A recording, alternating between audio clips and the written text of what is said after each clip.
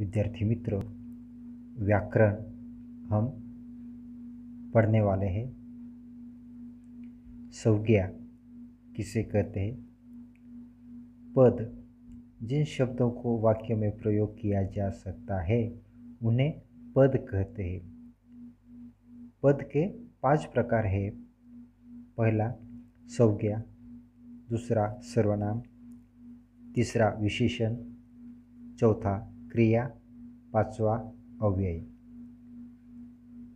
किसी व्यक्ति, पशु, पक्षी, वस्तु, स्थान, गुण, भाव आदि के नाम को संज्ञा कहते हैं।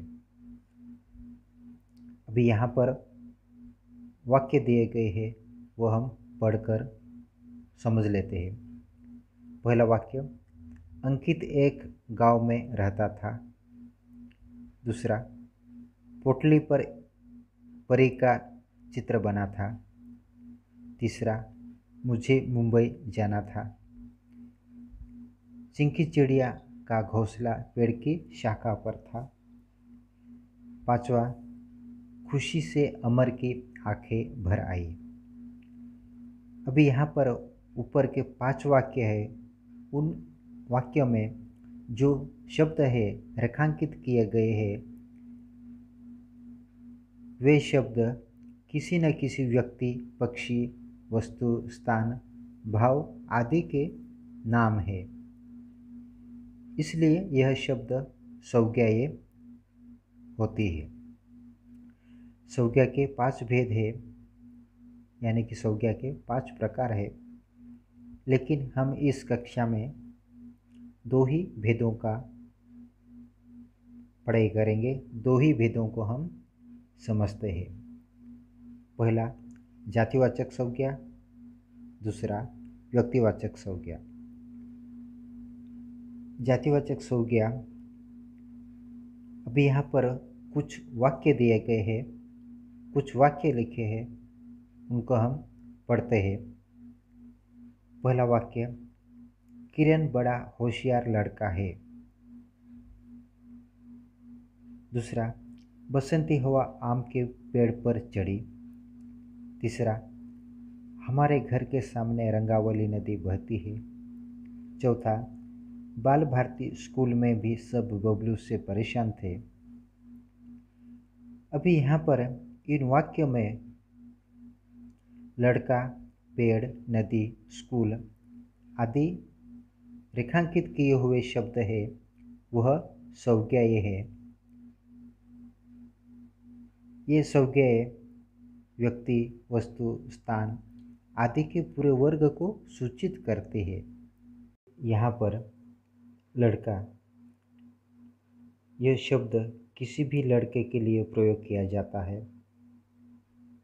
दूसरे वाक्य में पेड़, यह शब्द प्रत्येक पेड़ के लिए प्रयोग किया जाता है।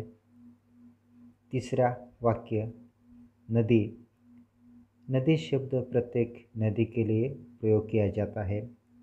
और चौथा वाक्य स्कूल, यह शब्द प्रत्येक स्कूल के लिए प्रयोग किया जा सकता है, किया जाता है। इसलिए जो संज्ञा शब्द किसी प्राणी, स्थान या वस्तु की पूरी जाति या वर्ग का बोध कराते हैं, उन्हें जातिवाचक संज्ञा कहते हैं। व्यक्तिवाचक संज्ञा, अभी यहाँ पर वाक्य दिए गए हैं, उसे हम पढ़कर समझते हैं। पहला, किरण बड़ा होशियार लड़का है। दूसरा, बसंती हवा आम के पेड़ पर चढ़ी।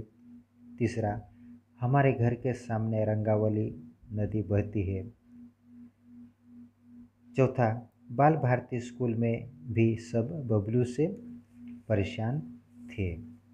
अभी इन वाक्यों में, ऊपर के वाक्यों में एक रेखांकित शब्द है, वह किसी न किसी विशेष व्यक्ति, वस्तु अथवा स्थान आदि के नाम है। इसलिए ये शब्द व्यक्तिवाचक संज्ञा है या व्यक्तिवाचक संज्ञा कहलाते हैं। अभी यहाँ पर पहले वाक्य में किरण, यह विशेष लड़के का नाम है। दूसरे वाक्य में आम एक विशेष पेड़ का नाम है। तीसरे वाक्य में रंगावली यह विशेष नदी का नाम है। और चौथे वाक्य में बाल भारती एक विशेष स्कूल का नाम है। किसी विशेष प्राणी, स्थान, फल, फूल, वस्तु इत्यादि के नाम को व्यक्तिवाचक संज्ञाएं कहलाते हैं। यहाँ पर कुछ जातिवाचक संज्ञाएं हैं और कुछ व्यक्तिवाचक संज्ञाएं हैं, वह अपने कापी में लिख लो। धन्यवाद।